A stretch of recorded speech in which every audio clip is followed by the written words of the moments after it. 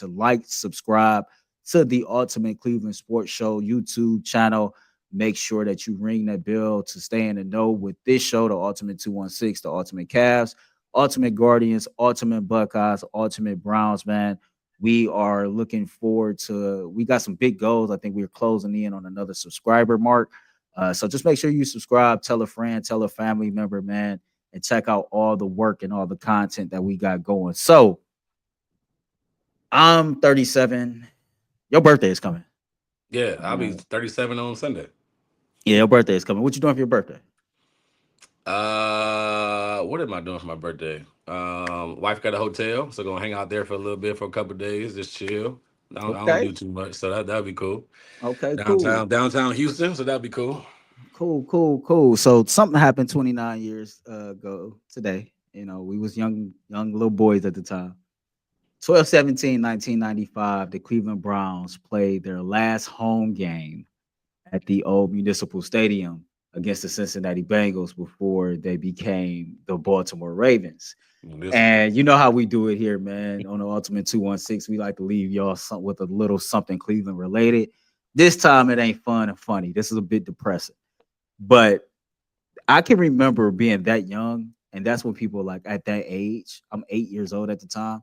That's when you really start watching sports. You really start remembering, formulating memories of the sporting events that you watched. And unluckily for us, we didn't have a hometown football team that we can really point to and say, like, yeah, that's my squad. I think I told you off the air, like, man, Browns leaving 95, but the Packers make the Super Bowl in 96, man. I'm cheering for them. You know Mm, what I mean? Like, I'm cheering for the Chiefs. And Randy Moss get drafted by Minnesota. It's a wrap. mm. Like, it's a wrap until the Browns came back. Like, I don't think people really understand, you know, what it was like growing up or just having that short period of time without a football team. Because like most of us, like on our local TVs, what was we getting? Pittsburgh Steelers games and Yep. we was getting some of those new Ravens games that we didn't really want to watch and just all of that. And when I look back over the totality of it, bro, I still have a hard time accepting the fact that the Ravens are walking around with Super Bowl rings. And granted, ownership has changed and GM has changed, but that was built off of Browns brass, and it always makes me wonder what could have been.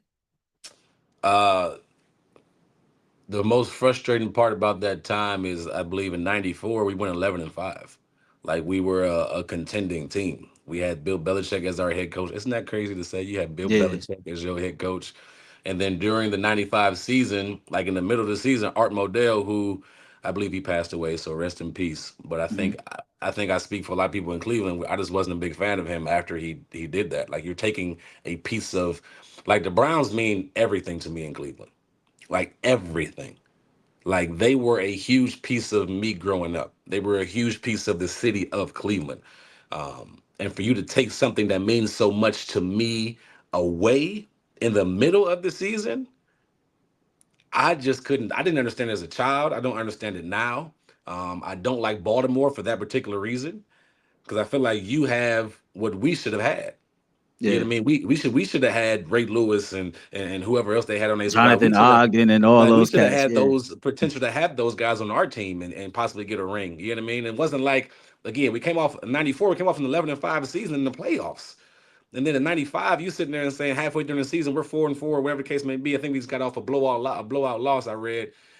He decides to go out there and puts it out there. Hey, we're leaving. Like, don't do that to the fans, man. We're loyal. We're blue collar. We love the city. We cherish you guys. I'll never forget the first time I went to Municipal Stadium. Like, we get to watch the Jets come to town. Like, that's mhm. memories that us as fans will have forever. And you're taking that away from us for what? So it was just a heart wrenching day. And when you brought this up in the notes, I'm like, man, that's a piece of me that was taken away for a while. And like you mentioned, like people started becoming fans of different football Yeah, teams, especially our age, because of that. We grow up watching the Browns now. Okay, I'm gonna go watch Randy Moss or Culpepper or whoever else is yeah. out there. Like Like, it's crazy, man. like the Tennessee Crazy Titans time. was lit at that time, man. Like it Tennessee was, it was lit. was, it was crazy because, like you say, you don't have anything to really hold on to, and then when the Browns come back, you adapt as Browns fandom by default. because you're from here. And you look at that one move. Here we are all these years later, and the Browns are still trying to climb up out the basement, man. Never And recovered. like you couldn't recover from it. It seemed like when they bought the team back, everything was just thrown together and pieced together.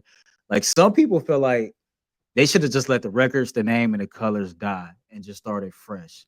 Because you stay with the Mm, records, because you stay with the name and the colors, it's harder to accept where the Browns are now mm, when we used to be such a story franchise. yep. But it's like, yeah, that franchise that won all those games and won all those NFL championships and had the autograms and the Jim Browns, like that franchise picked up, moved, and they changed everything on their birth certificate.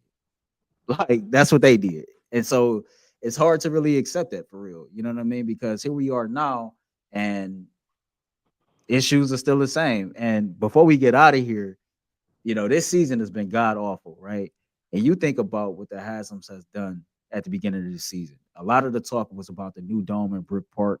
A lot of the talk was about, trying to get the funding behind it, and it dominated a lot of the talking points. And you know how like women, especially like our generation, they always say like, people got a tendency to play in your face. Hmm. Like, bro, if this is not the most playing in your face moment, think about it. You want taxpayers to help fund and build a stadium to host a Super Bowl when the Browns are not even in a position right now to go compete for a Super Bowl. Not even close. It's like you Not even worried close. about the wrong things. And even if that's a big deal, and even if that's something that, needs to be discussed and put out there, like, man, check the temperature in the room, check the timing. That ain't the time and the place for that. You know what I mean? And right now, I think apathy has set in with a lot of Cleveland Browns fans that they can give a damn about a stadium right now in Brook Park. They can care less about that. Like that's really where we are in this place and time, man. So, any closing thoughts before we get out of here? Nah, man. You brought me down with that topic. Oh man, you brought back bad memories for sure. But man, honestly, as a Clevelander and um, as a lifetime Cleveland sports fan, you always are optimistic. Like that's Mhm. just that's just how we roll. We always think, something's going to get better. So I'm optimistic about the Browns. I'm grateful that they have come back and we got a team to cheer for and talk about, right? So I'm just going to stay optimistic and that's it. Yes, sir. Yes, sir, man. For Cecil, I'm your boy Earl of Pearl. This is the latest episode of the Ultimate 216 Show. Don't forget, top of the hour, 11 o'clock, the Ultimate Cleveland Sports Show comes to you live, man. I think we got Tyvis, we got Dustin, we got Bull, and we got G Bush, man. Till next time, y'all know the vibes. Be great, spread love. Being great come with a price. Spreading love is priceless. We are out of here.